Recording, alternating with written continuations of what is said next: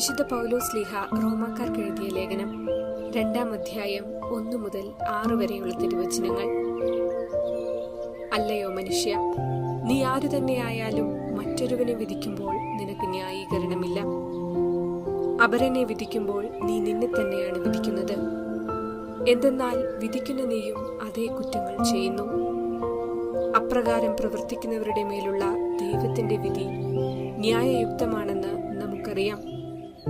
ഇത്തരം പ്രവൃത്തികൾ ചെയ്യുന്നവരെ വിധിക്കുകയും എന്നാൽ അവ തന്നെ പ്രവർത്തിക്കുകയും ചെയ്യുന്ന മനുഷ്യ, ദൈവത്തിന്റെ വിധിയിൽ നിന്നൊഴിഞ്ഞു മാറാൻ സാധിക്കുമെന്ന് നീ വിചാരിക്കുന്നുവോ?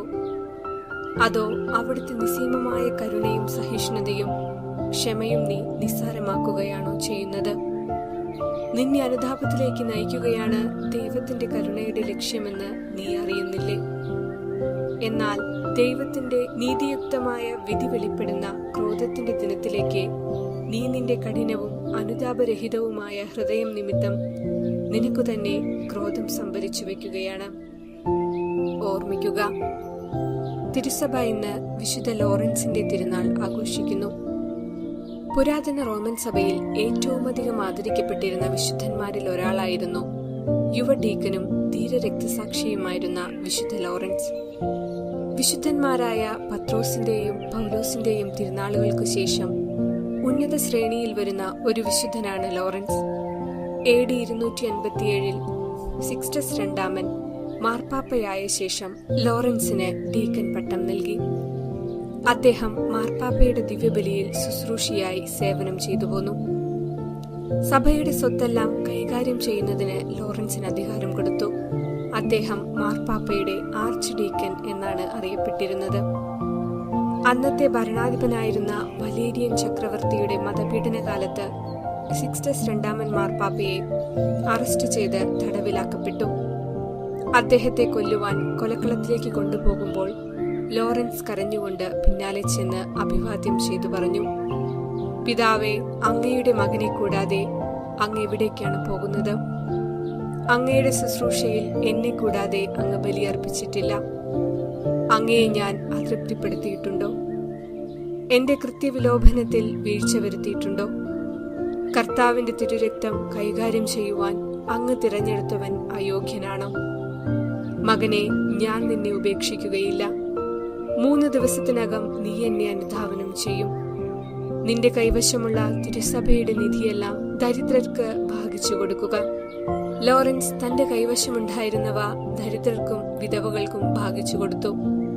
സിക്സ്റ്റസ് പാപ്പയുമായുള്ള ലോറൻസിന്റെ ബന്ധത്തിൽ നിന്നും അദ്ദേഹം ദേവാലയ സ്വത്തുക്കളുടെ സൂക്ഷിപ്പുകാരനാണെന്ന് മനസ്സിലാക്കി അദ്ദേഹത്തെ ബന്ധനസ്ഥനാക്കുകയും ഹിപ്പോളിസ്റ്റസിന്റെ നിരീക്ഷണത്തിന് കീഴിൽ ആക്കുകയും ചെയ്തു.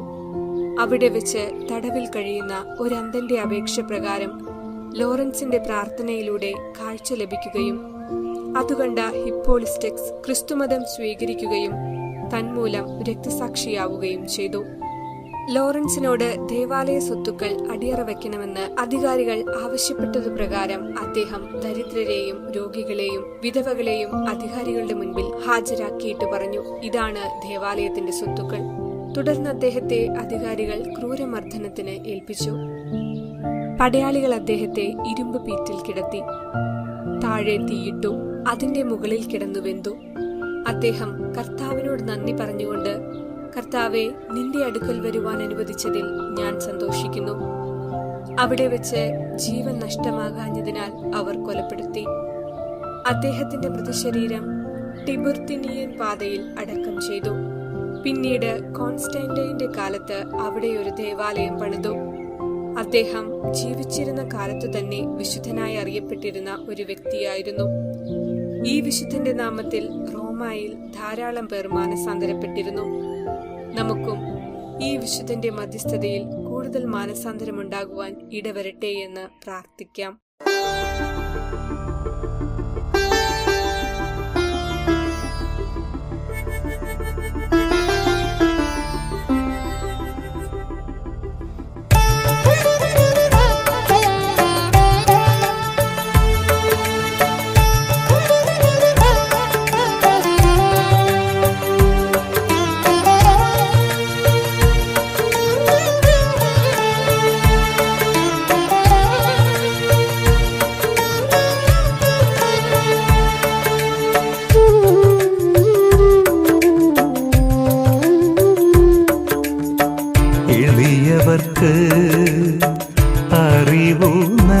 നൽകും വചനമേ നിറയുക എന്നിൽ.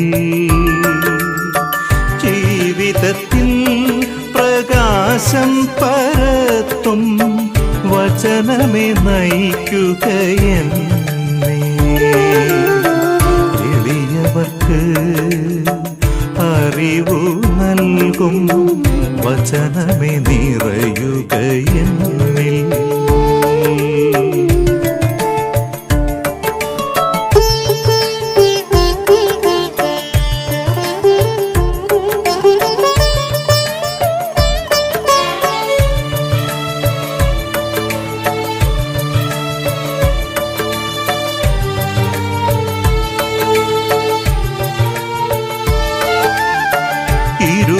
ഇരുതലവാളല്ലോ വചനം, തുളച്ചു കയറും മാംസത്തിലും മജ്ജയിലും വിവേചിച്ചറിയുമല്ലോ വചനം. ഹൃദയ വിചാരങ്ങളും യോഗങ്ങളും എളിയവർക്ക് അറിവു നൽകും വചനമേ നിറയുക എന്നിൽ.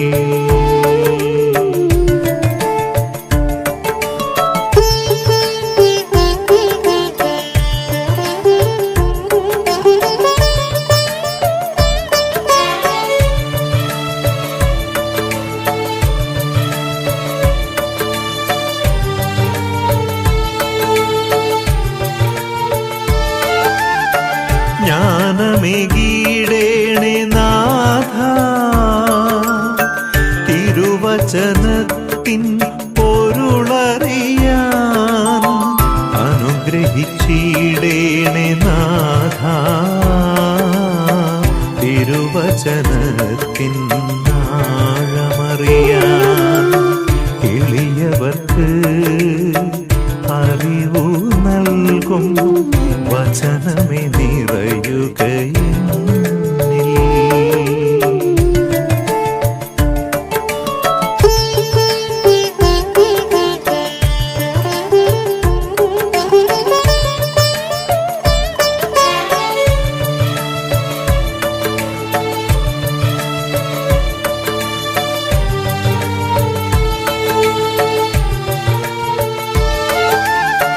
കൃപ നൽകിയിടേണേ നാഥ, തിരുവചനത്തിൽ നിലനിന്നിടാൻ. തവഹിതമെന്നും നിറവേറ്റി ഞാൻ മുന്നേറിടാമെന്നും ജീവിതത്തിൽ. എളിയവർക്ക് അറിവു നൽകും വചനമേ നിറയുക എന്നിൽ. ജീവിതത്തിൽ പ്രകാശം പരത്തും വചനമേ നയിക്കുക എന്നെ. എളിയവർക്ക് അറിവു നൽകും വചനമേ നിറയുക എന്നിൽ.